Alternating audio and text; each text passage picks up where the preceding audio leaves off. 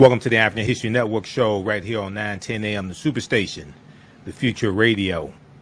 I'm your host, Brother Michael Imhotep. It is Wednesday, September 1st. September is here. I'm sure the song September by Earth, Wind, and Fire was playing on radio stations all across the country today. Well, it's September 1st, Wednesday, and we are live. Welcome to the African History Network show right here on 910 a.m. the Superstation, the Future Radio. I'm your host, Brother Michael Imhotep. We're also broadcasting on our Facebook fan page, The African History Network, The African History Network, and our YouTube channel, Michael Imhotep, Imhotep. So we have a jam-packed show today. Some topics I was going to discuss we'll get to on tomorrow's show. There's just so much to cover. Not a lot of time to do it in. So we got the breaking news story today regarding the Elijah McClain case out of Colorado, Aurora, Colorado. 3 officers and 2 paramedics are charged in the 2019 death of Elijah McClain. He was just walking home, minding his own business. And there was a call placed to police about a man who was wearing what they said was a ski mask, I think, and they thought he was suspicious. And then police came out and asked questions and put their hands on him and put him in a carotid artery choke. Then paramedics came and injected him with a powerful anesthetic. And he was taken to the hospital and died days later. So this is a crazy, crazy story here out of Colorado. But the prosecutor today held a press conference and announced charges. The Attorney General, Phil Weiser, who had been named as special prosecutor in the case, announced the 32-count indictment, almost 2 years to the day of Elijah McClain's death. So we'll talk about this case today. It's a very, very strange case. And also you have to, when you look at the details of it, there's a lack of humanity that appears to be shown. A lack of humanity, it appears, was not shown to Elijah by the police also.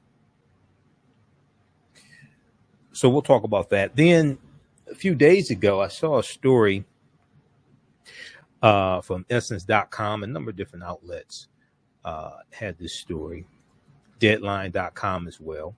Involves Jada Pinkett Smith. Now, it's not Jada and August, all that stuff. All that, who's sleeping with who, I don't deal with that stuff. I let other people deal with that. Okay, I'm a historian. All that BS, I don't deal with. But this deals with Jada Pinkett Smith.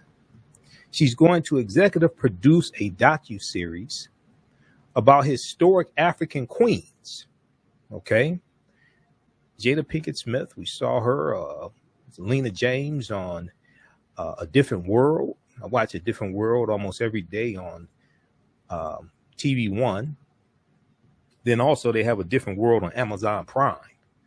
Okay, so I use my Amazon Prime membership, watch A Different World there, one of the greatest TV shows in the history of the world. But Jada Pinkett Smith is going to executive produce a docuseries on historic African queens for Netflix. We're going to talk about this. This is something very important. And, you know, we have to, I deal a lot with the images of African people and African Americans in the media. So something like this coming from someone like Jada Pinkett Smith, who has millions of social media followers, is something extremely important. So we'll talk about that also. And then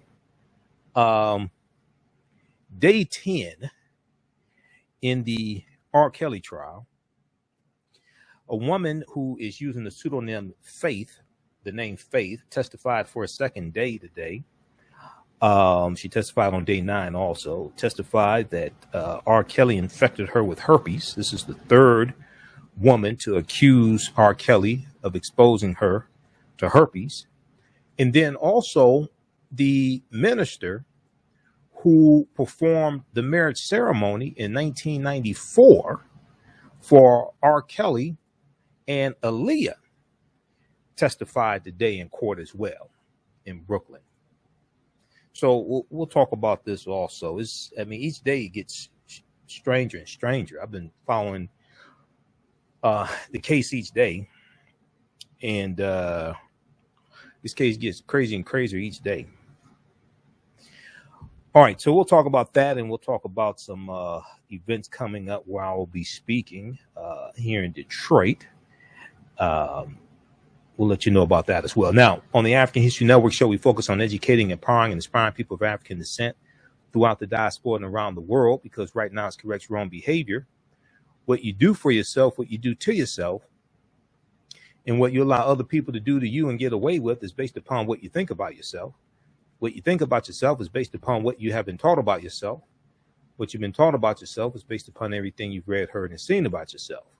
So when you control the radius of a man or woman's thoughts, you can control the circumference of his or her actions, because the mind can't do or teach what it doesn't know. Now, we deal with a number of different topics here on the African History Network show. We deal with current events in history and politics, education, economic empowerment, relationships, love, sex, health issues, and much, much more.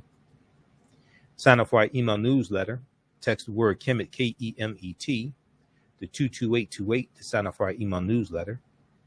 Text the word Kemet, K-E-M-E-T, to 22828 to sign up for our email newsletter. Also visit our website, AfricanHistoryNetwork.com, AfricanHistoryNetwork.com. You can sign up for the email newsletter there as well. Okay. If you like this type of information, you can support the African History Network, $ the AHN Show through Cash App, $ the AHN Show through Cash App, also through PayPal, paypal.me /the AHN Show, paypal.me /the AHN Show. Okay. And at our website, AfricanHistoryNetwork.com. We're here 6 days a week. This helps us keep doing the research, stay on the air, keep broadcasting, pay some of the bills, etc.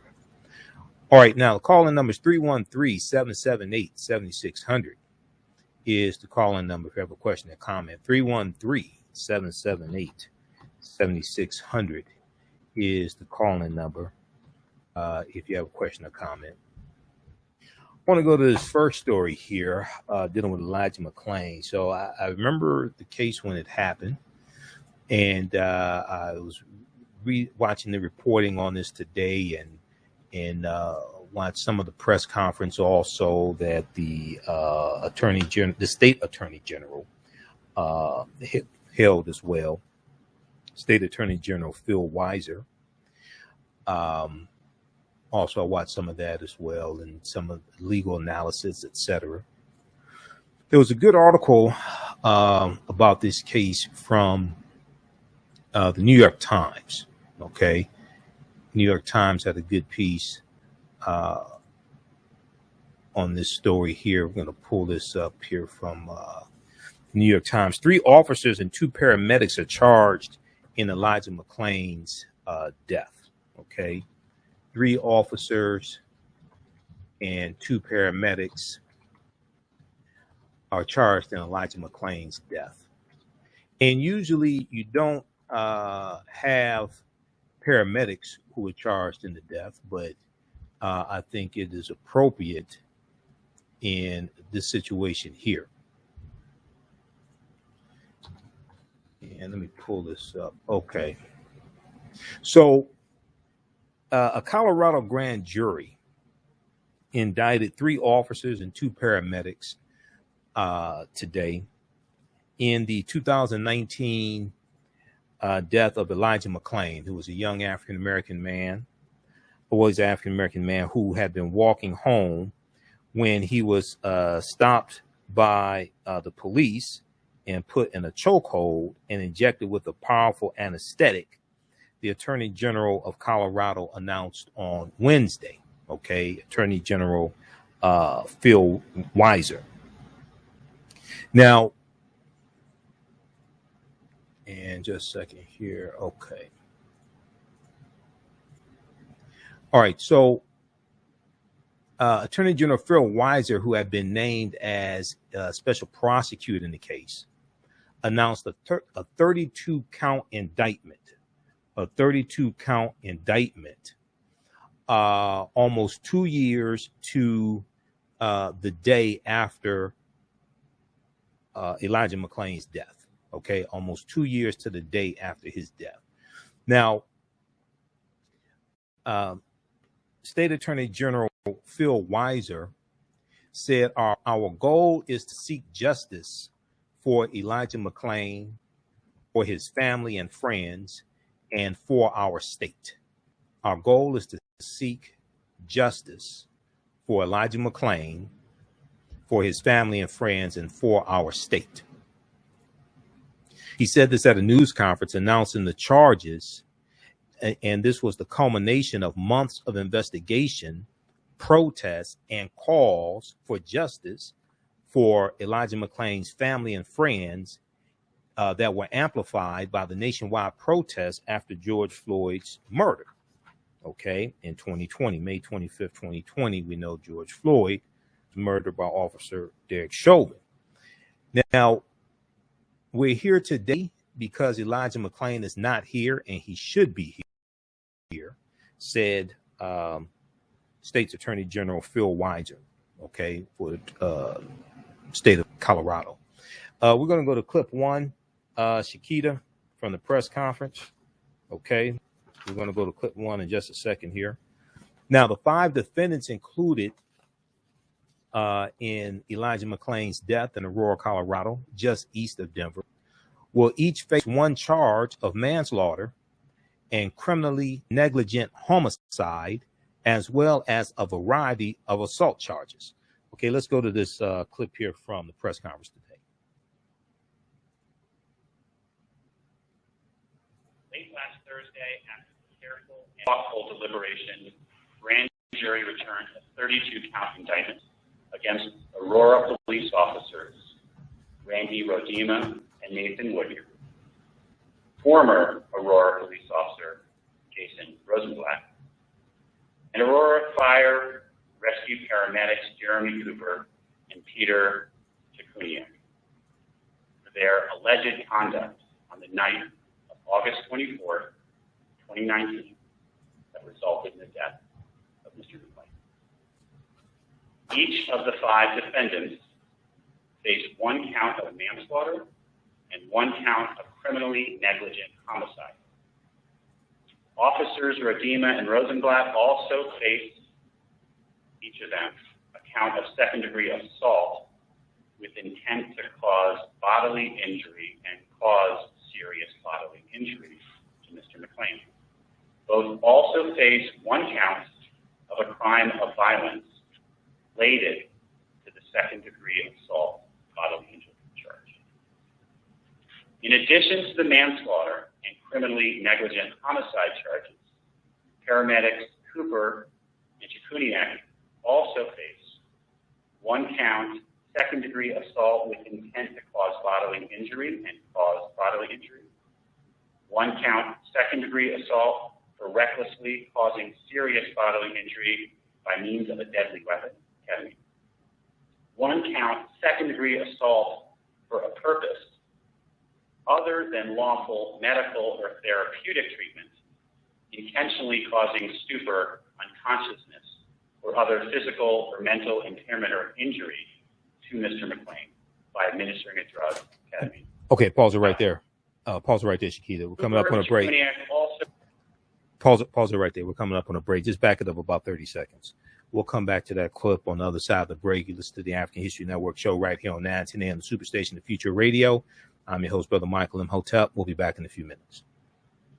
Gain knowledge in minutes from insightful summaries of progressive and socially conscious books. Blacklisted gives you access to curated content that'll satisfy your curiosity to learn and understand different perspectives. Empower yourself through inspirational and actionable ideas. It's easy to read or listen to on the go. Blacklisted. Empower yourself. Start your free trial today. Black on Purpose Television Network. Yes, Black on Purpose Television Network. All black, all positive, all the time. The largest black-owned streaming television network in the world. Bringing our people together worldwide. Controlling our messages, our story, our way. Black TV the way it should be. Black music, Black history, and more. 30 plus channels, thousands of shows. Black on Purpose Television Network. Subscribe now. Stand by. It was laws and That's policies breaking 1 minute. that put us in this predicament. It's going to be laws and policies that take us out. So you control the radius of a man or woman's thoughts. You control the compass of his or her actions because the mind can't do a piece of it doesn't know. We have it all on 910 AM Superstation. 910, the Superstation. Detroit's only African-American talk radio. Welcome back to the African History Network show right here on 910 AM, the Superstation, Future Radio. I'm your host, Brother Michael Imhotep. It is Wednesday, September 1st, 2021. Next thing you know, we'll be celebrating Kwanzaa, and the year will be over with. We'll be saying Habara Ghani. We'll be celebrating Kwanzaa and Christmas for those who celebrate Christmas. You know, and I don't get mad at people who celebrate Christmas. I don't argue with people. I don't feel the need to give them a 3-hour lecture on the history of Christmas, even though I do a 3-hour lecture on the origins of Christmas. Okay. You know, I just tell people you should study the history of whatever celebrations that you participate in. All right. And then, because a lot of times once you understand the origins of what it is you are participating in, it can cause you to alter how you participate in it if you choose to do so. Okay. That's the difference between having wisdom and knowledge. Knowledge tells you what to say. Wisdom tells you when to say it, who to say it to, and when to be quiet and when to walk away. That's the difference between knowledge and wisdom. All right. Okay. Now, speaking of knowledge, 910 AM Superstation WFDF has the greatest advertising package in the history of the world. The Godfather package. Okay. With the Godfather package, you can get 200 spots for $500 with a must air within 30-day policy. A must air within 30-day policy. That is only $2.50 per spot. Only $2.50 per spot. And they will even produce the spots for free. That's right, for free. Call Renisha Williams right now at 313-434-8291. 313-434-8291. Let her know you heard about this from Michael Imhotep. All right. Okay, call-in number is 313-778-7600. If you have a question or comment. So right before the break, we were talking about the case out of Aurora, Colorado, of Elijah McClain. Okay, now he was killed in 2019. And the police officers, 3 police officers and 2 paramedics are being indicted for his murder. There was a press conference held today by the state attorney general, Phil Weiser, who has been named as a special prosecutor in the case. He was named as a special prosecutor by the governor, the governor of Colorado, who's a Democrat. I want to go back to this clip here. This is from the press conference today. This is Attorney General Phil Weiser, State Attorney General Phil Weiser speaking. Let's go back to this clip, Shakita.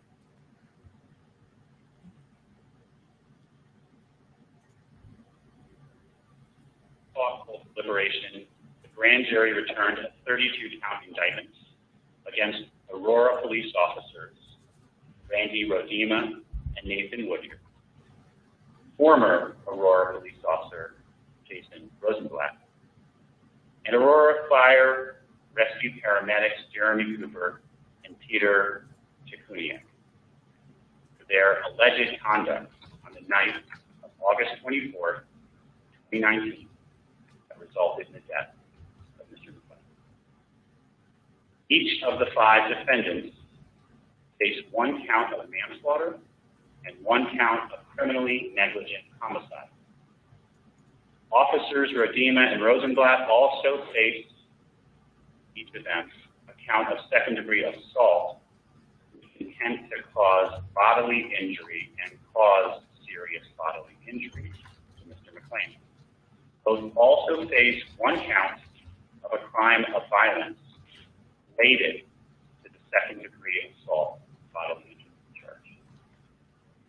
In addition to the manslaughter and criminally negligent homicide charges, paramedics Cooper and Shkuniak also face 1 count second-degree assault with intent to cause bodily injury and cause bodily injury, 1 count second-degree assault for recklessly causing serious bodily injury by means of a deadly weapon, ketamine, 1 count second-degree assault for a purpose other than lawful medical or therapeutic treatment, intentionally causing stupor, unconsciousness, or other physical or mental impairment or injury to Mr. McClain by administering a drug, ketamine, without consent. Cooper and Shkuniak also faced 2 counts of crimes of violence for each of the assault charges. At this moment, my department is filing the indictment in Adams County District Court. The indictment will be unsealed. It is important to remind everyone that a grand jury indictment is a formal accusation based on determination of probable cause that an individual committed a crime under Colorado law. All defendants are presumed innocent until proven guilty beyond a reasonable doubt. Okay, so that was from the press conference today. That's an excerpt of the press conference today. That was Colorado State Attorney General Phil Weiser explaining the charges. Okay, the grand jury returned a 32-count indictment for 3 officers and 2 paramedics also. Okay, as I said at the top of the show, it's very unusual for paramedics to be charged here. Very unusual for paramedics to be charged, but in this situation, I think it is definitely warranted. All right, now I want to go back to the article here from the New York Times. Okay, and then we're going to go to this clip from MSNBC dealing with the announcement of the charges. Okay, so if we look at this piece here from, New York Times, 3 officers and 2 paramedics are charged in Elijah McClain's death. So let me scroll down here just a second here. Okay. Let's see where. Okay, so the 5 defendants involved in McClain's death in Aurora, just east of Denver, will face each one will face 1 charge of manslaughter and criminally negligent homicide, as well as a variety of assault charges. Now, the 3 Aurora police officers charged in Elijah McClain's death are Randy Rodema, Nathan Woodyard, and Jason Rosenblatt. Jason Rosenblatt was fired in 2020. The paramedics are Jeremy Cooper and Peter Sekuniak of the Aurora Fire Department. The city indicated that the officers and medics still with the department would be suspended without pay. All right. Now, while it is uncommon for police officers to face criminal charges for on-duty deaths, it is rarer still for firefighters or paramedics to be charged. Now, the indictment was unsealed on Wednesday, September 1st. It accuses the paramedics of failing to follow medical protocols before and after they injected Elijah McClain with ketamine. Okay, with ketamine. okay, which is a powerful sedative. Now, Elijah McClain was 23 years old, and he was already handcuffed when the medics arrived at the scene. And the indictment says that they did not talk to Elijah McClain. They did not check his vital signs or properly monitor him after giving him a powerful drug. Now, an autopsy report by the Adams County coroner said that the cause of death was, quote unquote, undetermined, in that it could have been a result of natural causes, a homicide related to the carotid artery hold on an accident, because they put him in a chokehold. The police put him in a chokehold also. Now, we're going to go to clip 2 here in just a second, Shakita. So when we look at what actually happened, so this took place on August 24th, 2019, about 10:30 p.m. And let me scroll down to this here. So Elijah McClain had been walking home from a convenience store carrying a bag with cans of iced tea at 10:30 p.m. on August 24th, 2019. Okay. He was stopped by 3 Aurora, Colorado police officers. They were responding to a 911 call about a suspicious person. They were responding to a 911 call about a suspicious person. Elijah McClain, who had been wearing a face mask and listening to music, told the officers he was simply walking home and asked the police to let go of him, according to an independent review of the incident. The officers grabbed Elijah McClain's arms, pushed him against a wall, and there's body cam footage of this also, by the way, pushed him against a wall and pulled him to the ground. They used what is called a carotid hold to subdue him. It's a type of chokehold that cuts off the flow of blood to the brain. A potentially dangerous restraint to the neck that restricts the flow of blood to the brain. Elijah McClain said, "I am an introvert and I'm different," he told police, according to audio recordings from the stop. He said, "I'm just different. That's all. That's all I was doing. I'm so sorry." Now, Elijah was brought to a hospital. When he was brought to a hospital, he was unconscious and he never recovered. He was taken off life support and died on August 30th, 2019. Okay, so the incident happened August 24th, 2019. He was taken off life support and died August 30th, 2019. Now, lawyers for the officers and paramedics could not be immediately reached for comment. Shortly after the indictments were announced, the Aurora Police Association put out a weak-ass statement defending these officers and saying there was no evidence the officers caused Elijah McClain's death, even though Elijah was fine before these officers stopped him. He was alive. What we do know is he was alive before they stopped him. We do know that. Quote, this weak-ass argument from the Aurora Police Association said our officers did nothing wrong. The group said, adding, quote, "The hysterical overreaction to this case has severely damaged the police department." What role did your police officers play in severely damaging the police department? That's what I would ask. Our officers did nothing wrong. It didn't, and that reminds me, because we're gonna go to R. Kelly in a few minutes, because R. Kelly said, "I don't see nothing wrong with a little bump and grind." They're saying our officers didn't do nothing wrong. Okay. Now, the chief of police, Vanessa Wilson of the Aurora Police Department, who was appointed a year after Elijah McClain's death, said the department would cooperate with the legal process. The state attorney general's office is also conducting a broader investigation into practices at the Aurora Police Department. Chief Vanessa Wilson said this tragedy will forever be imprinted on our community. You think? I think it will too.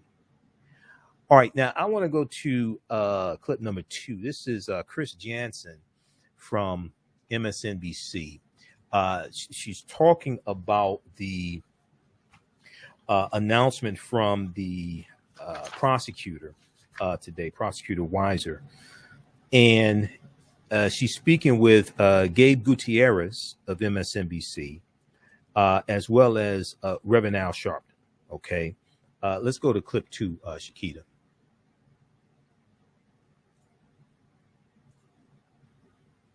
Colorado, where the state attorney general announced that a grand jury has charged 3 officers and 2 paramedics in the 2019 death of Elijah McClain.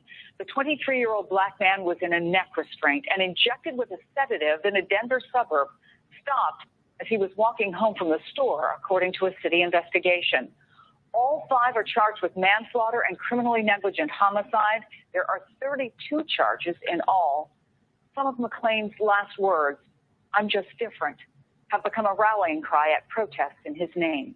Joining me now, NBC News correspondent Gabe Gutierrez and Reverend Al Sharpton, host of Politics Nation and president of the National Action Network. Gabe, talk to me a little bit about these charges, and is it unusual that not just the officers but also the paramedics are charged in this case?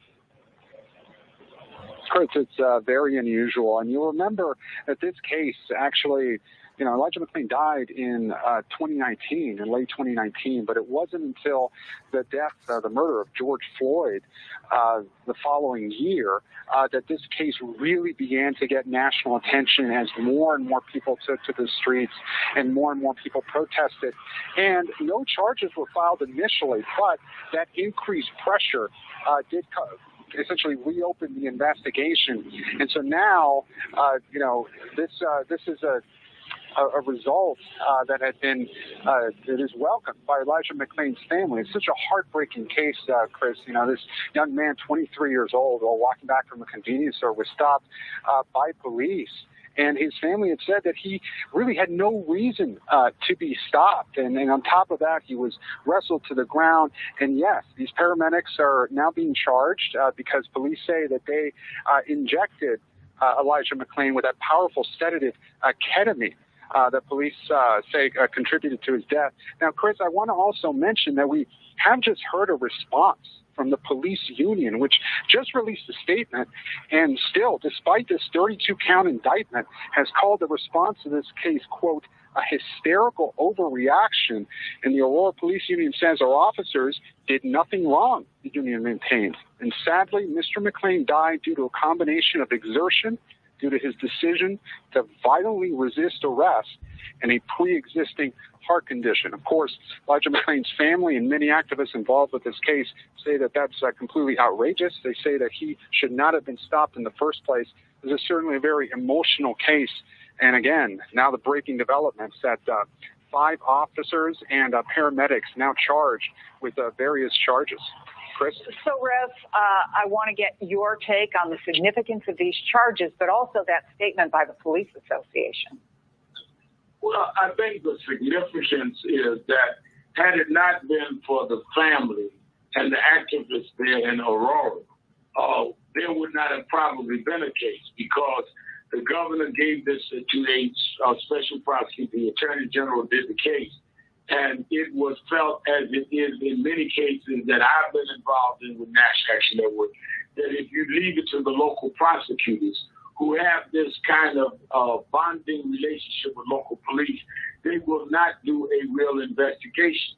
And when we see this not only indict the police officers, but the paramedics, I think it's because of how the case was handled, because of the diligence and pressure of local activists that stayed on it. Yes, it was given some oxygen by the George Floyd movement that all of us were involved in, but they stayed on it locally. And I think that this is a thing that shows that the pressure does matter. We must have a society where you don't need pressure to get equal justice. Think a young man goes to a convenience store to get iced tea for his brother, and he gets killed unarmed, be given a sedative that he should have never been given by paramedics. And you have to do all this to just get an indictment. And then now the police union has the contempt for the loss of human life, blaming him on being killed by police, saying, I can't breathe, I'm just different. It shows what goes on in this country too often. And that's why we need national federal law to stop this. You know, Rev, I was taken by the fact that a lawyer for Mr. McClain's father said that Mr. Mosley, wept. He wept when he heard the news about the indictments today. What does justice even look like here? He was never accused of doing anything wrong when he was stopped. He wasn't doing anything wrong. No, justice would have been him not being, you can't bring his life back. But what it does give is a measure to the family that his death will be something that could be used to prevent others being treated by law enforcement like this that break the law. We should expect law enforcement to protect the Elijah McClain, not to kill them. Here's a young man was suspected of what? Of walking home. Yes, he had on a covering because it is cold in Colorado, and because he was walking home and the color of his skin, he could be killed and backed up by paramedics that would over-medicate him. This is the fear that too many lives in our community, too many families have. So when Elijah McClain's father wept, he wept with the kind of demonstration that too many of our families have. Is it reminds him of the pain of losing his son, and it gives him the relief that at least this time he may get justice. Now, you still have to have a trial and still have to face a jury.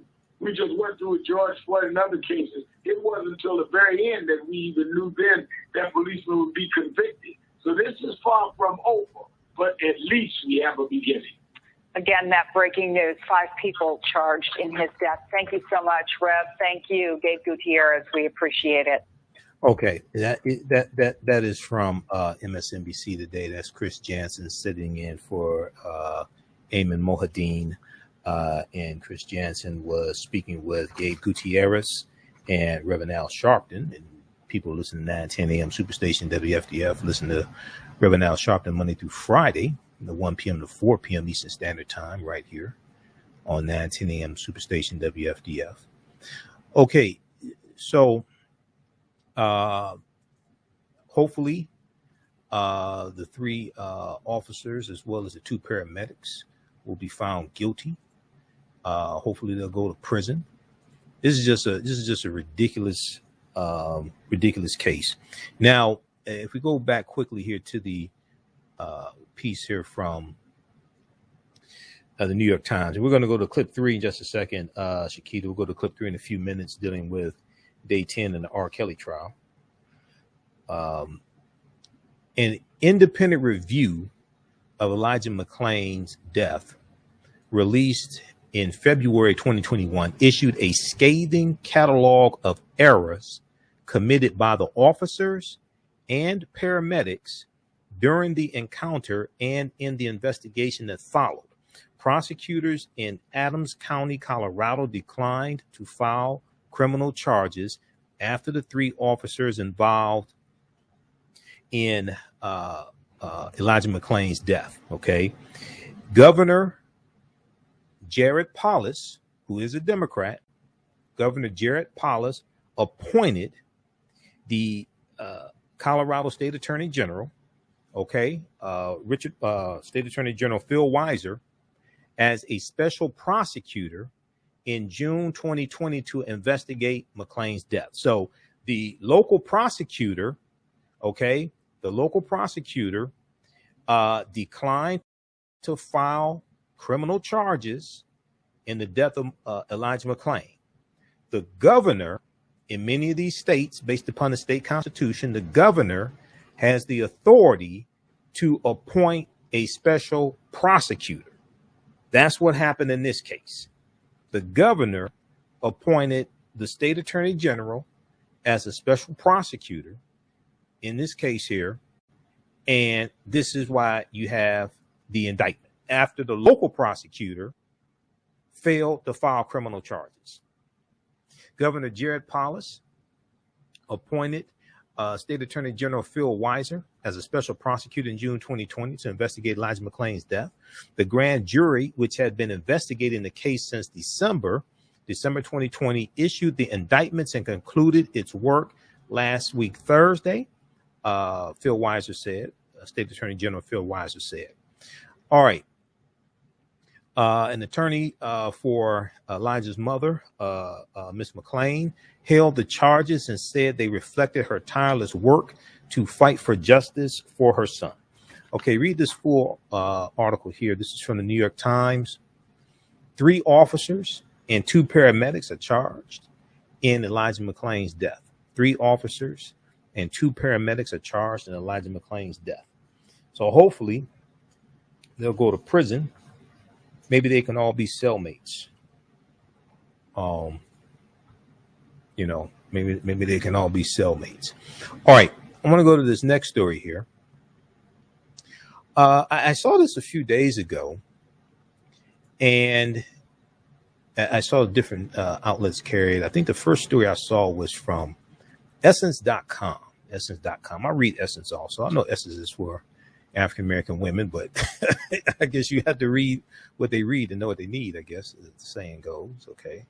It's not helping me any, but anyway. But I still like Essence, right? So Jada Pinkett Smith, we first saw as Lena James on A Different World, and we saw her in Jason's Lyric, and Set It Off. And now she's on the Red Talk Table on Facebook. Jada Pinkett Smith is going to executive produce a docuseries on historic African queens.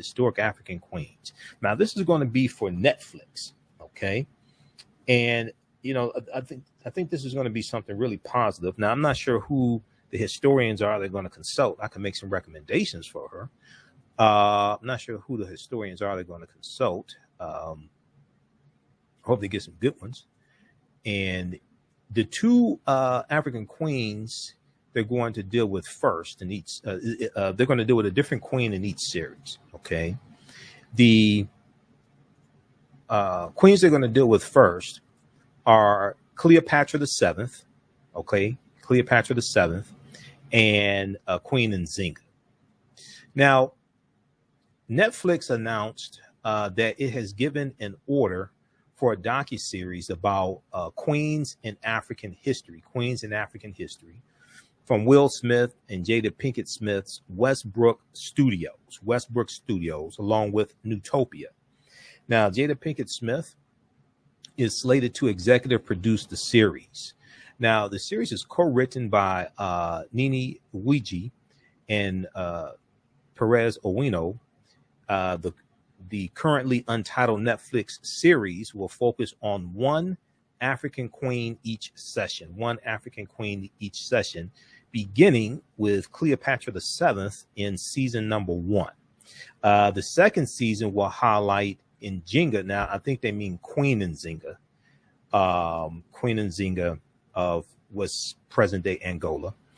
And both will contain interviews from field experts and premium content with scripted reenactments. Premium content with scripted reenactments. There was a tweet from Netflix. Netflix said Jada Pinkett Smith will executive produce a doc series about history's most iconic African queens. Okay, about history's most iconic African queens. And let me see something here. Hold on. Where is this? Just a second. Let me. Okay. Here we go. All right. Jada Pinkett Smith will executive produce a doc series about history's most iconic African queens.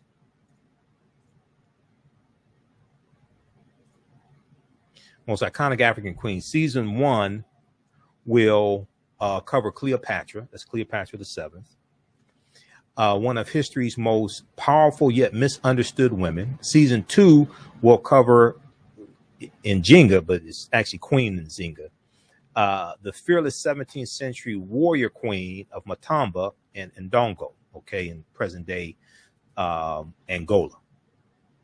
Now, Cleopatra's season will cover the life of the Egyptian queen whose beauty and romantic endeavor came to overshadow her uncredited intellectual prowess. Okay, her uncredited intellectual prowess. And I was looking for some information on Queen Nzinga also. I think face-to-faceafrica.com has an article on Queen Nzinga that you can check out as well. Let me see something here. Okay, let's pull this up. I think face-to-faceafrica.com has an article you can pull up. I was looking at some information today from thought.com as well, dealing with this. So it's going to be interesting. Now, there's a commercial right now, and I think the commercial is for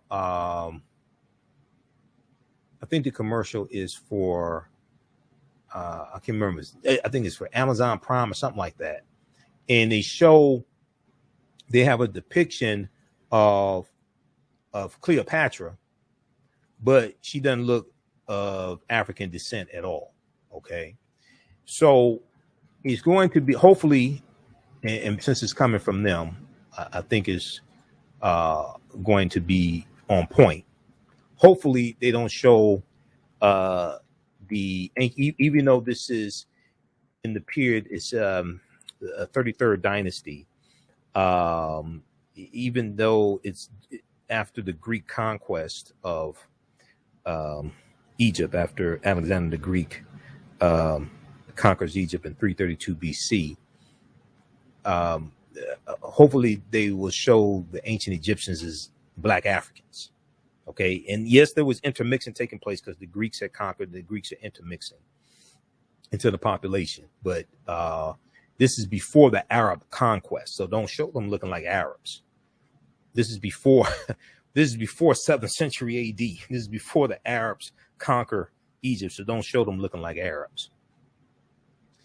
All right, now if we go back to this piece here from Essence. Cleopatra's season will cover the life of the Egyptian queen whose beauty and romantic endeavor came to overshadow her uncredited intellectual prowess. Cleopatra's heritage has been the subject of much academic debate, which has often been historically ignored by Hollywood. The series will reevaluate those parts of her life, possibly changing the narrative. Now, the last active ruler of the Ptolemaic kingdom of Egypt, Cleopatra, has been portrayed by white American and European, as well as Middle Eastern actresses. We remember Elizabeth Taylor portraying Cleopatra. Okay, we had this white woman portraying Cleopatra. She was believed to have had Greek and possibly Persian ancestry, but there have been theories that have stated otherwise. Now, the second season features Queen Nzinga, the fearless 17th century warrior queen of the Matamba and Ndongo, which is now present-day Angola. The nation's first female ruler, she earned a reputation for her balance of political, diplomatic, and military-minded leadership. For many present-day followers, Queen Nzinga has been known for resistance and perseverance. Jada Pinkett Smith told Deadline.com, quote, "As the mother of a young Black woman, it is immensely important to me that she learns the lessons of the African queens who paved the way for our success and the success of generations of Black women." Okay, this is why I'm wearing my shirt honoring African women today, because we're dealing with this story. Check out this piece here from Essence.com. She went on to say, "I'm very passionate and excited about bringing the stories and lessons of these powerful women to light in order to showcase their strength, leadership, and undeniable influence on history." Okay, now those watching on our Facebook fan page, The African History Network, The African History Network, and our YouTube channel, Michael Imhotep, IMHOTEP. Keep watching. We're out of time here on 9:10 a.m. Superstation WFDF. We're going to keep broadcasting for a few more minutes. Be sure to register for the 10-week online course I teach on Saturdays, from the Civil War to the Civil Rights Movement and Black Power, 1865 to 1968. It's at our website, AfricanHistoryNetwork.com. Remember, right now it's correct wrong behavior. It's not over till we win. Wakanda forever. And we'll talk to you tomorrow. Peace. All right, stand by. Okay. Okay, so visit our website, AfricanHistoryNetwork.com. We have the information there for the online course that I teach on Saturdays. We have a new session starting up Saturday, September 4th, class number 1. This is a 10-week online course. We deal with history from 1865 to 1968. And this class picks up where the other class that I teach, Ancient Kemet, the Moors, and the Ma'afa, Understanding the Transatlantic Slave Trade, what they didn't teach you in school. This class picks up where that class leaves off. All right, so the class is regularly $130. It's on sale, $80. We do the classes live. All the sessions are recorded.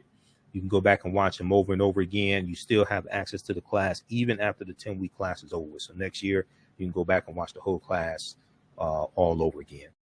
Also, we have a new session of Ancient Kemet, the Moors, and the Ma'afa, Understanding the Transatlantic Slave Trade, what they didn't teach you in school, starting up as well this Sunday. Class number 1. We do thousands of years of history, and we deal with what led up to the transatlantic slave trade taking place. We deal with ancient Africa, ancient Kemet, Nile Valley region of Africa. We deal with the 800-year occupation of Europe by the Africans known as the Moors. And we deal with history leading up to the transatlantic slave trade also. Okay, so we just posted a link here. You can register for those classes. Now, let's see. Let's go back to this article here from Essence.com. Then we're going to wrap up with day 10 in the R. Kelly trial. While still unclear when the docuseries will air, Jada Pinkett Smith, Miguel Melendez, Terrence Carter, not to be confused with Clarence Carter, okay? I'll be stroking Clarence Carter. This is Terrence Carter. Sahara Bushu and David Borstein will executive produce the project from Westbrook Studios along with Jane Root and Ben Gould for Natopia. All right, so check out this piece here from Essence.com.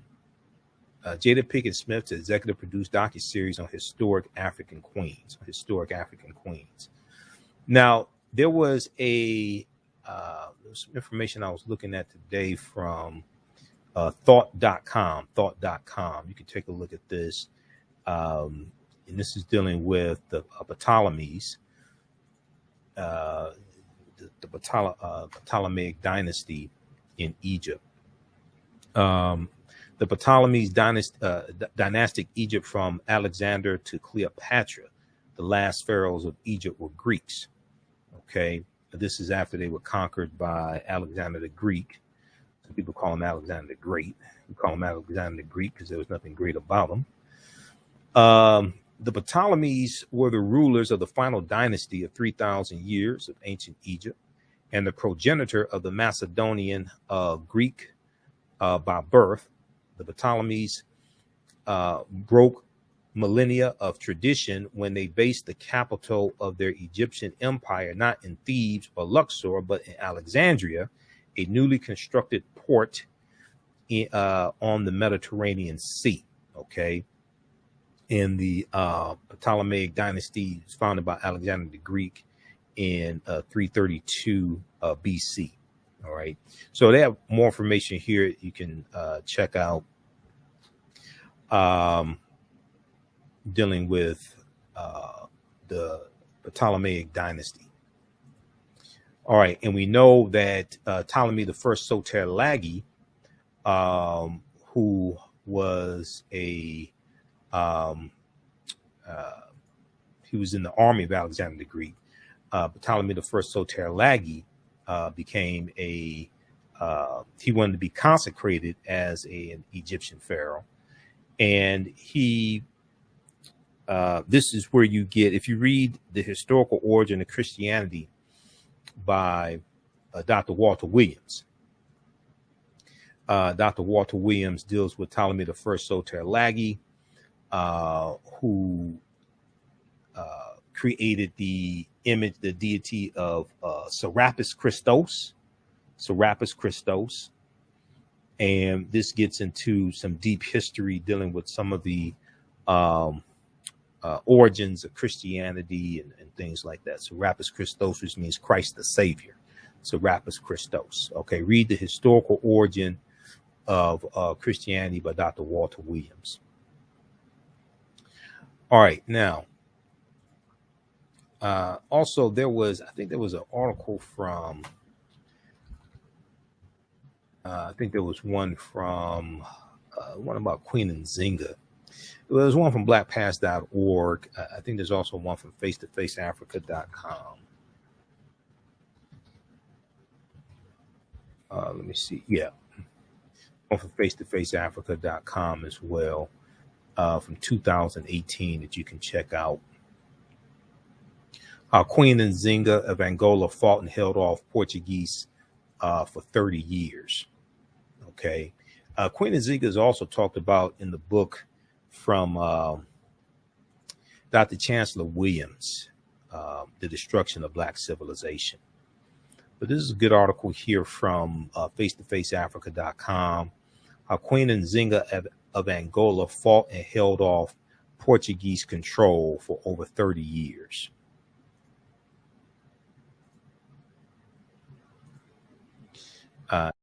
Here is a depiction of Queen Nzinga. All right. The Portuguese were the earliest European colonists to settle in Africa, owing largely to the fascination of the ever-adventurous Portuguese Prince Henry the Navigator. And we know the Portuguese were the first ones involved in the transatlantic slave trade right about 1441. From the island of Azores down to the region of Guinea, it didn't take long for the Portuguese to establish a colony in Angola precisely in 1570. However, the Portuguese's overall control of Angola was not as anticipated. It was not because they didn't have superior technology and weaponry, which they had always used to much success. It was more of the bravery. It was much more of the bravery, military strategy, and diplomatic acumen exemplified by one of the greatest warrior queens in African history, Queen Nzinga of Ndongo and Matamba kingdoms of Angola. Now, Queen Nzinga was born in 1583 AD, just about the time the transatlantic slave trade was booming, and the Portuguese, who dominate the transatlantic slave trade for about the first 200 years, the Portuguese were gradually establishing control over Angola. Most of the local chiefs assisted the Portuguese either in slave raiding or taking possession of lands, and in return receiving items such as mirrors, guns, even wines, and other material items. Now, also the other part of this is, and this is in Angola, but the other part of this is that oftentimes you have the Europeans who are demanding a certain number of captives be presented to them on a certain day or something like that.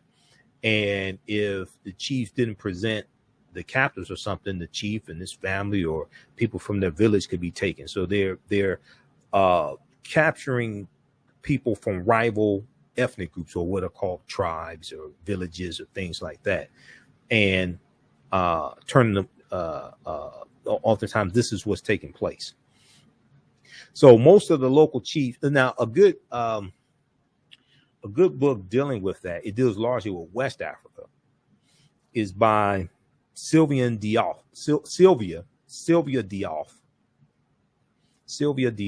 and it's called Fighting the Slave Trade by Sylvia Diop, because it's a very, very complex history, And it deals with different strategies in fighting the slave trade. It's at Amazon, or you can check your local African-American bookstore. Fighting the Slave Trade by Sylvia Diouf. I've read some interviews she's done, and I read about her book. I reached out to her back when Kanye West made some idiotic statements about slavery sounding like a choice. I reached out to her because I wanted to interview her on my show, but she was out of the country at the time. She emailed me back, so I need to get in touch with her. I've read like some articles she's been interviewed in, etc. But this is the book here, Fighting the Slave Trade. And let me see something here. Let me back up. This is a synopsis here.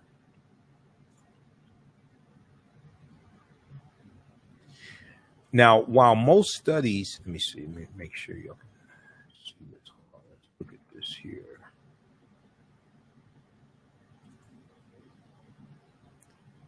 All right, let's try to increase the size of this.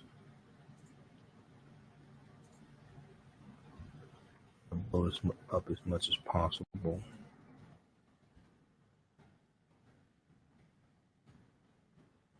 Okay, now, while most studies of the slave trade or transatlantic slave trade focus on the volume of captives and on their ethnic origins, the question of how the Africans organized their familial and communal lives to resist and assail, it has not received adequate attention. But our picture of the slave trade is incomplete without an examination of the ways in which men and women responded to the threat and reality of enslavement and deportation. Fighting the Slave Trade is the first book to explore in a systematic manner the strategies Africans used to protect and defend themselves and their communities from the onslaught of the Atlantic slave trade and how they assaulted the Atlantic slave trade or transatlantic slave trade. It challenges the wide-held myths of African passivity and general complicity in the transatlantic slave trade and shows that resistance to enslavement and to involvement in the slave trade was much more pervasive than has been acknowledged by the orthodox interpretation of historical literature. Focused on West Africa, the essays collected here examine in detail the defensive, protective, and offensive strategies of individuals, families, communities, and states.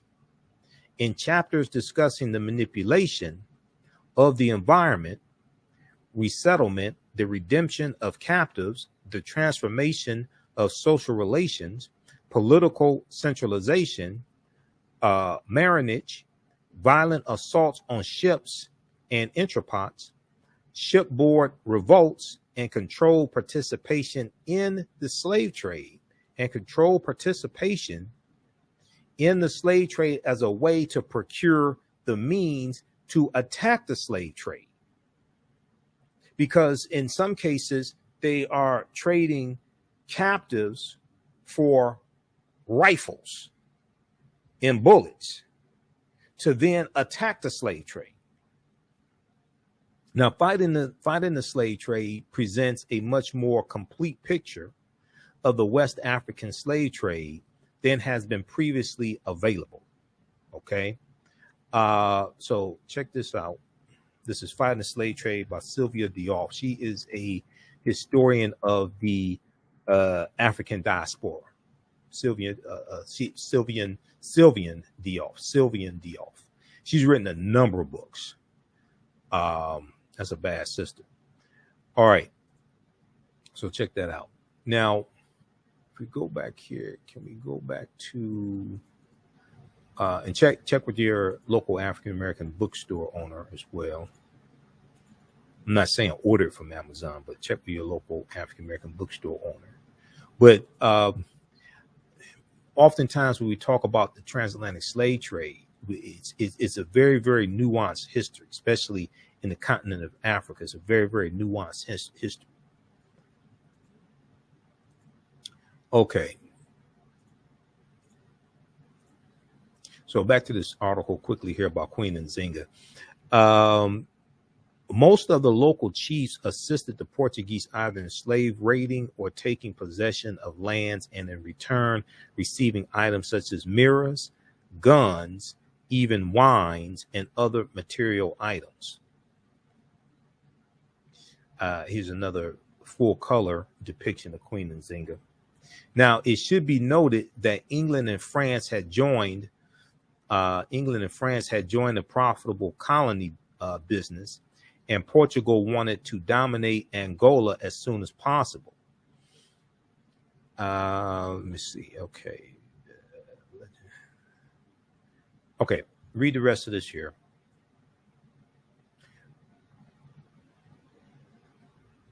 Read the rest of this article here from face-to-faceafrica.com about Queen Nzinga of Angola, who fought and held off Portuguese control for over 30 years. All right, that's at face-to-faceafrica.com. Okay, now, let's see here.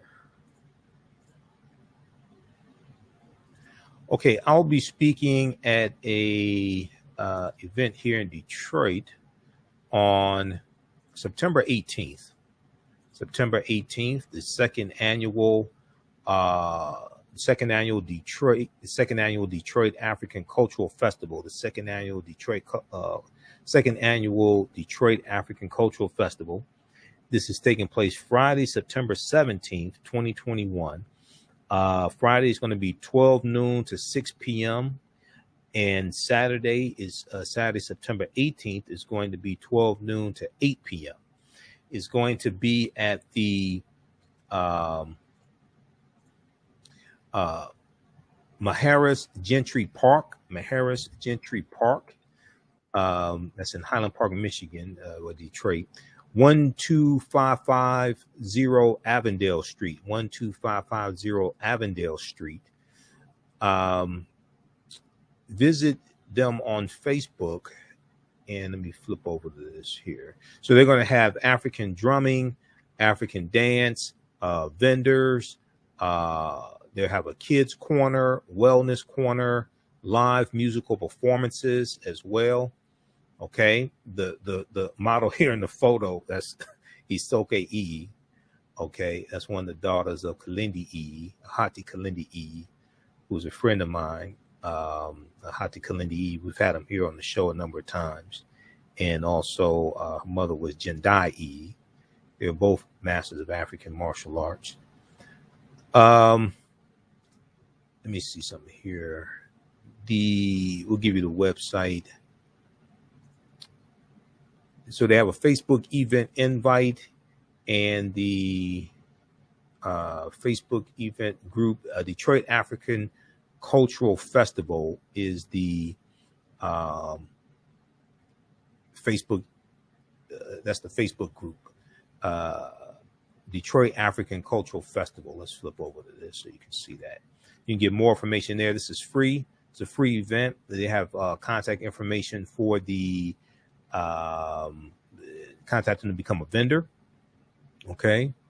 So they have the information right here on their Facebook page, Detroit African Cultural, Detroit ACF on Facebook. So check that out. Detroit ACF on Facebook. And we'll have more information for you also in the coming days. Okay, I'll be speaking there. And then also I'll be speaking at the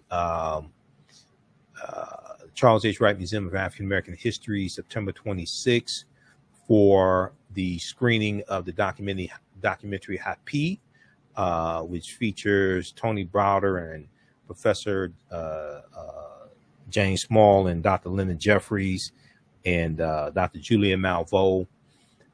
This is taking place Sunday, September 26th, 3 p.m., Charles H. Wright Museum of African American History. Okay. Visit hapifilm.com for more information. hapifilm.com. We'll do a screening of the documentary. It deals with African history and economic empowerment. And then also there'll be a panel discussion. I'll be the moderator of the panel discussion. Visit hapifilm.com for more information and to purchase tickets. That's Sunday, September 26, 2021, 3 p.m. at the Charles H. Wright Museum of African American History. Okay, let's go to this last story here. And this deals with the R. Kelly trial. This deals with day 10 in the R. Kelly trial. This is another crazy day. I was reading over testimony. So today, another woman says R. Kelly knowingly infected her with herpes.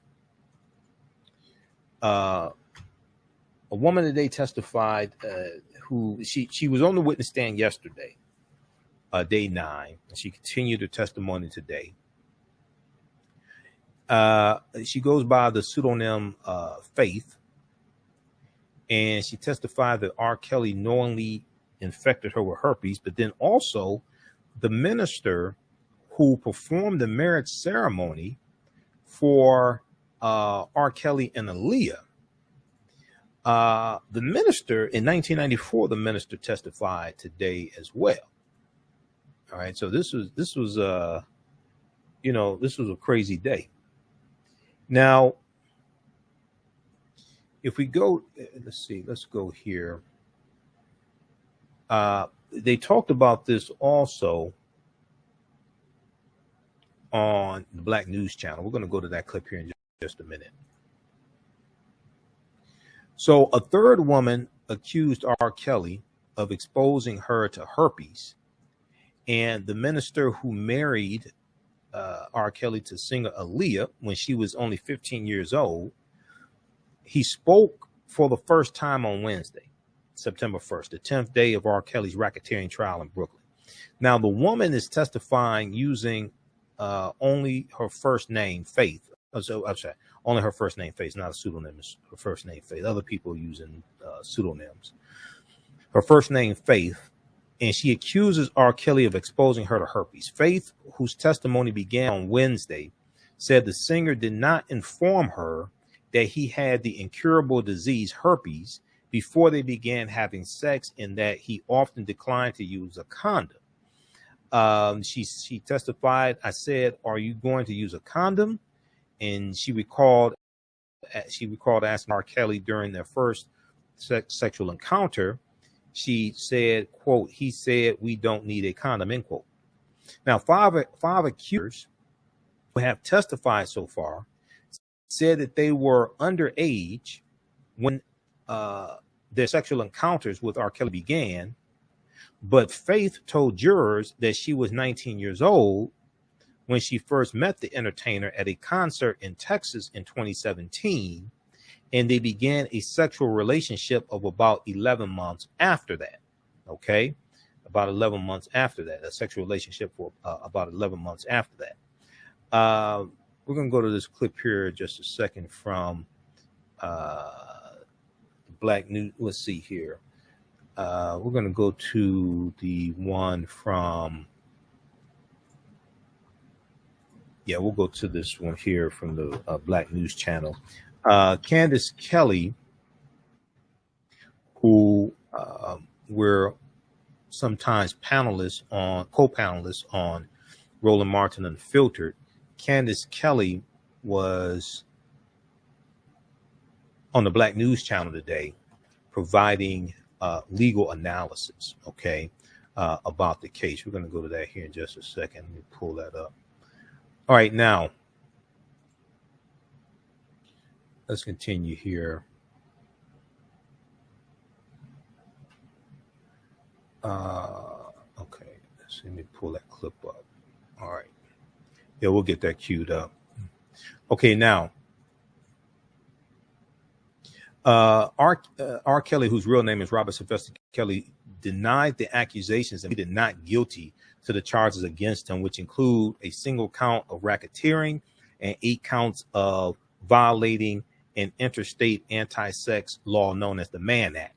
Federal prosecutors have accused R. Kelly, 54 years old, of running a decades-long criminal plot that used his fame and a network of associates and employees to prey on women and girls for sex. All right. Now, I want to go to this clip here, and we'll talk about the minister who performed the ceremony to marry R. Kelly to Aaliyah in 1994. Let's go to this clip. It is the beginning of day 10 now. Testimony in R. Kelly's sex trafficking trial. The prosecution is working overtime, showing R. Kelly as the leader of a criminal enterprise whose former business associates and entourage helped enable his illegal behavior for years. Joining us now to talk about it, our justice correspondent, Candace Kelly. Good morning to you, Candace. Good morning. It is now. Yeah. Good morning to you. We got to talk a little bit more about the witness named Faith. She said she wasn't even a fan of R. Kelly's. They happened to meet. She was 19. She testified he raped her. What else stood out about her testimony as if that wasn't explosive enough? Well, you know, Sharon, I think one of the things that is most interesting and important is that she was someone who was not a fan.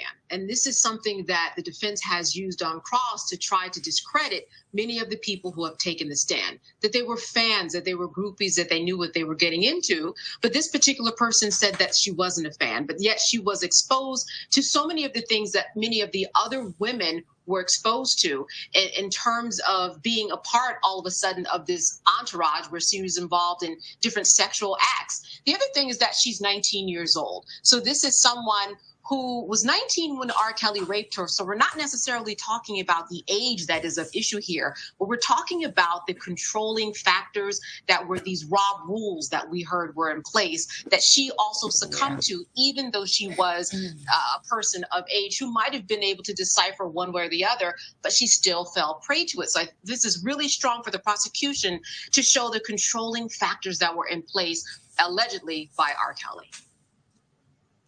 Yeah, Kelly's a former assistant, too. Suzette Mayweather is her name. She talked about what some might call bizarre rules the singer had for his girlfriends. We know this is central also to the prosecution's case, since they say R. Kelly ordered around a team of people moving in concert, him as the conductor of this criminal enterprise, the government says. How can the defense refute these claims? Well, you know, it's going to be very difficult to refute, but here's what's going to happen. We get a bird's eye view, first of all, from this woman about what was going on during the past few years, actually pretty recently. I mean, the defense can say that she actually never saw anything sexual, which is what she testified, though she did testify that there was abusive behavior that was involved. But the defense can come back and say, well, didn't you, in fact, take these young women to the malls? Didn't you, in fact, drive one of these young women down to her graduation rehearsal? Weren't there some things that were going on here that were not that bad? And you actually stayed in there and you didn't think they were that bad, right? Because you actually stayed. So this is what the defense can say. However, this was an important witness because we got kind of the day by day goings on of what was happening. For example, one of the things that these young women had to do was go, when they got into an elevator, they had to face the wall. Or when they were at a game, they could only cheer for R. Kelly. They couldn't cheer for any of the other men. But just to imagine how the jury is taking this in, that many of the women had to go into an elevator and they couldn't face anybody, couldn't look anybody in the eye. How bizarre and how controlling is that? Well, that's something for the jury to decide. But I would say that on face value, it is very bizarre. It is very controlling that you would have that much power and control that someone would get inside of an elevator and not look at anybody, just face the elevator walls. Yeah, it's cult-like behavior. I've used that word before. There was also this testimony, Candace, about the employees being, consequences, docked pay for not following Rob's rules. What's the prosecution strategy there? I guess talking about him as the head of this thing, as a boss. So listen, this case right now could go either way. It's not something that the prosecution just already has in the bag. What they're doing is they are building. They're laying out these Rob's rules to say, listen, this is someone who knew that he was in charge and that his power trickled down to everybody in this alleged enterprise. That if you didn't do what he said, you would be assaulted, you could be raped, you could be docked pay, you would have to write blackmail letters, including this employee who said that she had to write a letter talking about her guilt and whatever she did that he did not like. So what we have is a prosecution building. We're going to hear from other people who will talk about this enterprise and will talk about his power. That is what is going to be central to this case. The power in control 19, whether you were 15, control 19, whether you were 15, that these were Rob's rules. Rob was in control. Rob explained and told everybody what to do, and everybody followed suit. Otherwise, there would be consequences. And that's why the building of these witnesses is very important for the witnesses, for the prosecution, rather. Just right. No, I get, we get it, Candace. But just we've heard about the physical assaults, those allegations, but just the mind control here. Yes. And again, him allegedly as the conductor, with all of these people, some of them grown, who had been in the world getting full life experience. It is fascinating in the worst way. Justice Correspondent Candace Kelly, thank you. All right, so that was from today, Start Your Day, Black News Channel, Candace Kelly and Sherry. Okay, so I want to go to, let's go back to this article here from, I'm going to go back to this article here from the New York Times. New York Times has had really good reporting on this case. So the minister, his name is Nathan Edmond, who performed the marriage ceremony in 1994 for R. Kelly and Aaliyah, testified. Nathan Edmond had never heard of the R&B singers who he was asked to marry in 1994. R. Kelly and Aaliyah. He had never heard of them in 94. The marriage of R. Kelly and Aaliyah has been central to the case against R. Kelly. Now, the pair married in 1994, as I said, when R. Kelly was 27 and she was 15. She was underage. R. Kelly had come to believe that that Aaliyah, who died in 2001, might have been pregnant with his child.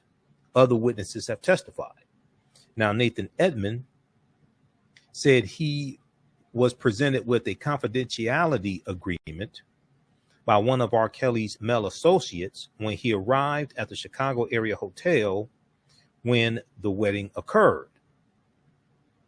He said, quote, "I kind of chuckled. If it was supposed to be a confidentiality agreement, it should have been a lot more airtight than that," end quote, he said. Now, Nathan Edmond said the man instead asked if he would give his word that he would not discuss the wedding. He said he agreed and had not spoken publicly about it until Wednesday, September 1st, because I never heard of him before this. Okay. Now, at the ceremony, R. Kelly and Aaliyah emerged from another room in matching jogging suits and exchanged wedding vows. And in 10 minutes or less, the proceedings were over. Nathan Edmond testified. He said he was offered $25 or $50 for his services, but he added he, quote, was just doing it as a favor, end quote, for a friend, and said he found the entire situation odd. Yeah, more getting married in jogging suits, you know.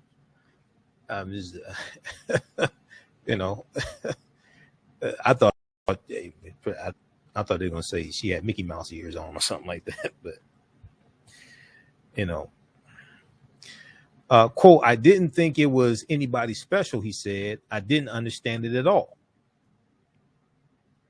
And then we talked about Faith, who testified. She's the sixth accuser to take the witness stand. She testified on Tuesday and Wednesday, Tuesday, August 31st, and Wednesday, September 1st, as well. Faith, the fifth accuser to take the stand against R. Kelly, told jurors on Wednesday that shortly after her final sexual encounter with R. Kelly in 2018, she began to develop cold symptoms,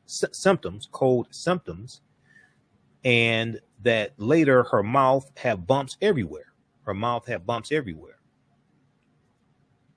She testified that she went to urgent care and later to her OBGYN, who diagnosed her with type 1 herpes. She said, "I was in shock," she said. Now, Faith told jurors that she reached out to R. Kelly several times, but that he never responded. She said, quote, "I really just wanted him to maybe give me answers or just acknowledge that he did it," Faith testified. She said, "I knew it was him." She said she contacted a lawyer in her home state of Texas and later received a call from R. Kelly after she had texted him repeatedly. Faith testified that she asked him why he did not disclose that he had the disease, herpes. She said, quote, "He said, I don't know what you're talking about, but if I did know what you're talking about, we're not going to talk about it over the phone," she recalled. Now, Faith became the third woman to testify that she contracted herpes after R. Kelly exposed them to the disease without notifying them that he had been infected. The first accuser to speak at his trial, Geronda Pace, told jurors that she too contracted the disease from him around 2009 and that she was not warned beforehand. Another woman said she contracted the disease during her sexual encounters with R. Kelly, and that before she was treated, the pain was so intense she struggled to walk at times. She said the pain was so intense she struggled to walk at times. Now, as we talked about last week, one of R. Kelly's longtime doctors, Chris McGrath, testified early in the trial that R. Kelly was being treated for the incurable disease herpes by 2007. He was being treated for herpes by 2007, and that he had instructed R. Kelly to notify any sexual partners that he had herpes. All right. Now, Faith is now 24 years old. She first met R. Kelly at a concert in San Antonio, Texas in 2017. She received a pass to go backstage. The singer gave her his phone number, and then the two began a months-long sexual relationship. During their interactions, just 1 second here. Okay. So during their interactions, Faith said R. Kelly often pressured her to have sex and recorded their encounters. But because she was an adult at the time, her involvement in R. Kelly's case centers on the herpes diagnosis. Now, R. Kelly's defense team did not address the herpes accusations in its cross-examination of Faith, but instead focused on casting Faith's interactions with the singer as consensual. They instead focused on casting Faith's interactions with R. Kelly as consensual. Devereaux Canick, one of R. Kelly's four defense attorneys, said, "You made a choice." Devereaux Canick, said, "You made a choice." He said that Faith had communicated with R. Kelly for months and made repeated trips to see him, adding, quote, "You participated of your own will," end quote. Now, Faith told jurors she sometimes had sex with the singer despite not wanting to, In one instance, Faith says she entered a room with R. Kelly and noticed a gun on an ottoman there, okay, on like a footstool, on an ottoman there. She told jurors she was, quote unquote, intimidated and that the singer grabbed her neck and forced her to perform a sex act on him. Throughout the trial, now she said there was a gun near him. Okay. Throughout the trial, R. Kelly's facial expressions have been hidden by a mask, but the singer appeared more animated, shaking his head and rubbing his forehead, while Faith described a failed sexual encounter with the singer in which she clenched her body to avoid penetrative sex. He reacted similarly as Faith recalled that he later masturbated to a video he had made of different women, some of whom he had told her he was, quote unquote, raising. All right. So read the rest of this. Check out this. We'll have more coverage of this crazy trial. Minister who married R. Kelly and Aaliyah describes illegal wedding. This is from the New York Times, September 1st, 21. It's a crazy trial. The Black News Channel caught up with the father of Faith today, and they spoke to him.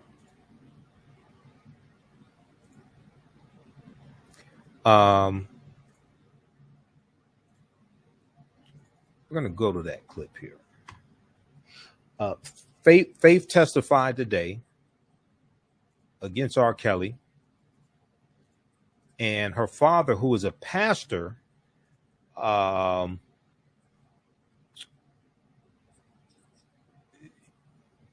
Black News Channel correspondent Astrid Martinez caught up with him today outside of the courthouse. We're going to go to this interview here. Okay, let me cue this up in a second. All right, let's go to this. It was very. I didn't expect to hear from the father of Faith, but let's go to this. Take a listen. There are times when I want you to take a listen. Go through its father. He spoke to us about how his daughter is feeling the trauma she has to go through, reliving the moment she shared with Kelly on the witness stand. I want you to take a listen.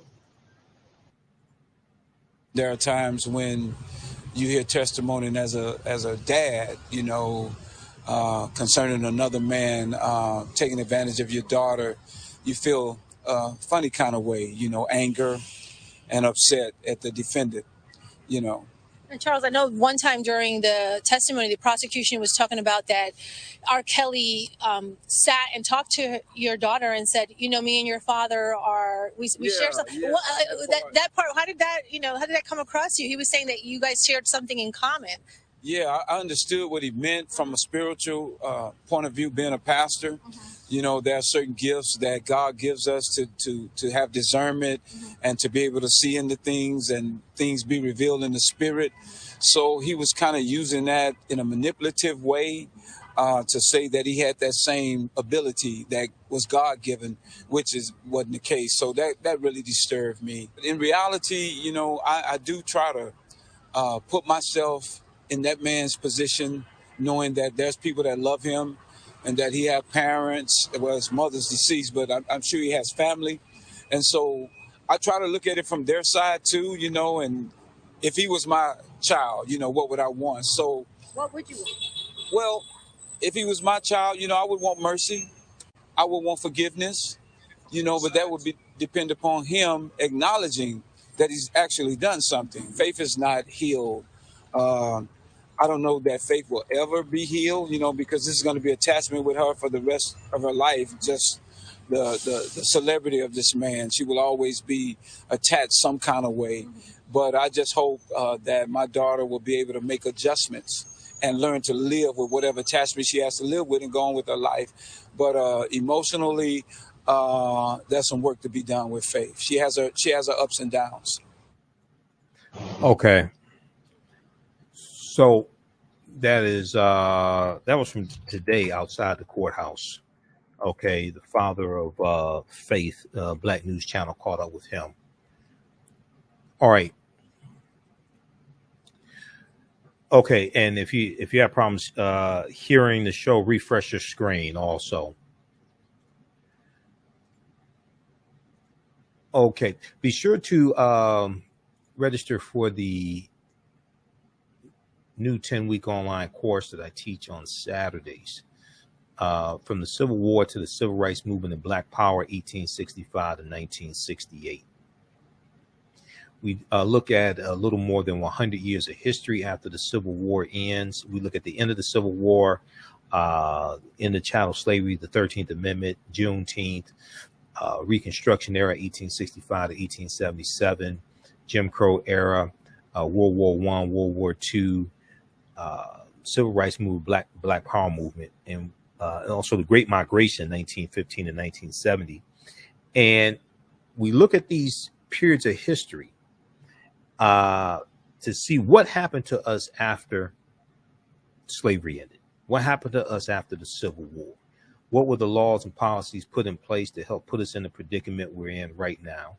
What were our successes? What were our triumphs as well? Okay, so this is a 10-week online course. We have a new session starting up Saturday, September 4th. It's going to be 12 noon to 2 p.m. Eastern Standard Time. We do the classes live. All the sessions are recorded. You can go back and watch them over and over again. Okay, so you can watch them anytime, and even after the 10-week online course is over with, you can still go back and watch the entire course. You can watch from around the world. We have a PowerPoint presentation. We do have book references, articles, video clips, everything. Okay, so each class we go through and analyze an approximately 10-year period of history. So visit our website, AfricanHistoryNetwork.com, AfricanHistoryNetwork.com, and right on the homepage, click on, it's right on the homepage of our website. Click on register here, takes you to the next page. Click on enroll. As soon as you register, you can start watching the content. There's also bonus content. You're going to get the lecture I did June 16, 2021, dealing with the real history of Juneteenth. It's about a 2.5-hour lecture. So you get that, and we have some other bonus content also. Okay, so it's a fantastic class from the Civil War to the Civil Rights Movement and Black Power, 1865 to 1968. So you can ask questions during the class also. We have a live text chat. Now you can see me, I can't see you. So if you're worried about me seeing you, something like that, you don't have to worry about getting dressed up for class, anything like that. Okay, I can't see you. All right, and then the other class that I teach is Ancient Kemet, the Moors, and the Ma'afa, Understanding the Transatlantic Slave Trade, what they didn't teach you in school. This is also a 10-week online course. We deal with thousands of years of history and what led up to the transatlantic slave trade taking place. So we have a new session of this starting up as well. This is going to be on Sundays, 12 noon to 2 p.m. Okay, and it's the same format of the class also. All right, so you can register for those at our website, AfricanHistoryNetwork.com, and we just posted a link here as well. It's right on the homepage of the website. And all my DVD lectures and digital downloads are at our website, AfricanHistoryNetwork.com. We have this 15 DVD bundle pack, the Michael Imhotep Black History Month 15 DVD bundle pack, which includes 15 of my lectures, some of my lectures in the past 2 or 3 years. Okay, and that's on sale $100 right now. That's at AfricanHistoryNetwork.com. And we also have digital downloads of my presentations at our website also. All right. So look, we have to get out of here. Remember, the African History Network, we focus on educating, empowering, and inspiring people of African descent throughout the diaspora and around the world, because right now it's corrects your own behavior. You can support the African History Network as well. $ the AHN Show through Cash App. $ the AHN Show through Cash App, also through PayPal, paypal.me. /TheAHNShow, PayPal.me/TheAHNShow. So this is our official Cash App account, $TheAHNShow, SHOW. That's our Cash App tag. These other ones here are fake African History Network Cash App accounts. On our Cash App account, it says Michael, and it shows my picture there. All right, so you can support us through Cash App or PayPal. And PayPal.me/TheAHNShow. This helps us keep doing the research, stay on the air, keep broadcasting. We're here 6 days a week, Monday through Friday, 11 p.m. to midnight, and Saturdays, and Sundays, 9 p.m. to 11 p.m. Eastern Standard Time. All right, so thanks for tuning in today. Remember, at the African History Network, we focus on educating, empowering, and inspiring people of African descent throughout the diaspora and around the world. Because right now it's Chris Wrong Behavior. How you doing, Fly Girl? All right, thanks, Fly Girl. She said thank you for your research and information. You are appreciated. Remember, right now it's Chris Wrong Behavior. It's not over till we win. Wakanda forever, and we'll talk to you tomorrow. Peace. Black on Purpose Television Network.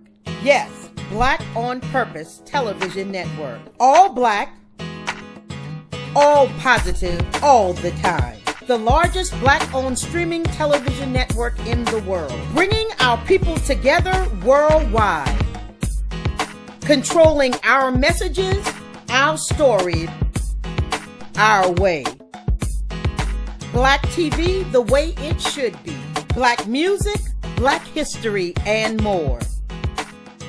30+ channels, thousands of shows. Black on Purpose Television Network. Subscribe now. Hi, I'm Joel Wilson, President and CEO of JCW Computer Consulting, LLC, a technology implementation firm with over 20 years of satisfying customers. We offer a full spectrum of industry top-tier branded services. We are an authorized partner or reseller for Lenovo, Zoom, T-Mobile, Microsoft 365 and Surface tablets, Google Workspace, Acer, Asus, Samsung, PCmatic security software, and many more. Our online store features laptops, Chromebooks, computers, printers, accessories, and software. Businesses, take advantage of our free 1-hour Zoom tech consultation and know we offer top nationwide high-speed internet service providers, voice over IP, and cellular phone services. Home users, don't miss our current in-stock Chromebook inventory. Please visit us at jcwcc.com or call 215-879-6701. Gain knowledge in minutes from insightful summaries of progressive and socially conscious books. Blacklisted gives you access to curated content that'll satisfy your curiosity to learn and understand different perspectives. Empower yourself through inspirational and actionable ideas. It's easy to read or listen to on the go. Blacklisted. Empower yourself. Start your free trial today. Hi, I'm Joel Wilson, President and CEO of JCW Computer Consulting, LLC, a technology implementation firm with over 20 years of satisfying customers. We offer a full spectrum of industry top-tier branded services. We are an authorized partner or reseller for Lenovo, Zoom, T-Mobile, Microsoft 365 and Surface tablets, Google Workspace, Acer, Asus, Samsung, PCmatic security software, and many more. Our online store features laptops, Chromebooks, computers, printers, accessories, and software. Businesses, take advantage of our free 1-hour Zoom tech consultation and know we offer top nationwide high-speed internet service providers, voice over IP, and cellular phone services. Home users, don't miss our current in-stock Chromebook inventory. Please visit us at jcwcc.com or call 215-879-6701. We all know the cannabis industry is headed toward an uprise in the past decade. What happens when there is a brand that brings this uprise in a blow? The cannabis industry welcomes her uprise. Hustle her hemp. Delivering excellence with pride is her watchword, and how you choose to embrace it makes it a priority. From cultivating rich cannabis into exquisite and tastefully finished CBD products to delivery, Hustler Hemp leaves no stone unturned. Hustle Her Hemp's mission is to empower women of color by building business and creating legacies, uniting beauty, health, and business. We are a pure definition of how we want the CBD industry to become in the